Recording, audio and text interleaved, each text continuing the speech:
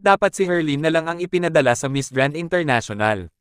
Yan ang komento ng isang netizen patungkol sa ongoing Miss Grand International 2023 pageant. Narito ang buong detalye.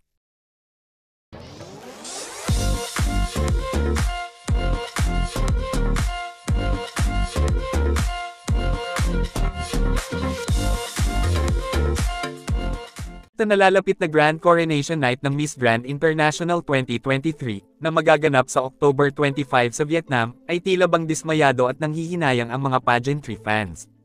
Dahil hindi daw di umano ganon kalakas sa voting ang pambato ng Pilipinas, na si Nikki Demora at tila bang hindi ito di umano napapansin ng owner ng MGI na si Sir Nawat Itzaragrisil. At much better di umano kung si Herlin Nicole Budol ang ipinanalo bilang Miss Grand Philippines 2023. Ayon nga sa post ng isang netizen na, sabing ito naman talaga gusto ni Sir Nawat. Nagpahiwatig na siya noong coronation sa Instagram niya. Nagustuhan talaga ni Sir Nawat ang kanyang swimsuit performance. Sayang, di lang talaga tumugma ang sagot niya. Kung ito sana nanalo, siguro kasali lagi ito sa top 5 voting. Lalo't laban na laban ito sa rampahan at aurahan. Wala naman pala masyadong tanungan tulad sa close interview.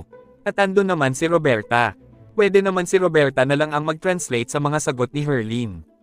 Dahil nga dito sa post na ito, ay hindi napigilan ng iilang netizens o pageantry fans na mag-react at mag-comment. Mula kay Dump Martinez, mahina galawan ni Nikki.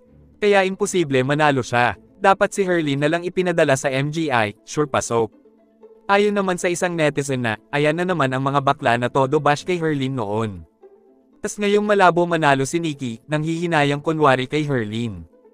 Ayon naman kay Robley Fuentes na, totoo, agree ako dyan. For sure hindi ito magpapahuli sa votings. Lalo na malakas talaga siya sa mga fans niya. At for sure, tutulungan ito ni Sir Wilbert. Kung saan nag-reply naman si John Michael Vince Alferez ng Robley Fuentes, dapat talaga si Herlin ang ipadala dyan. Dahil malakas ang social media fanbase niya.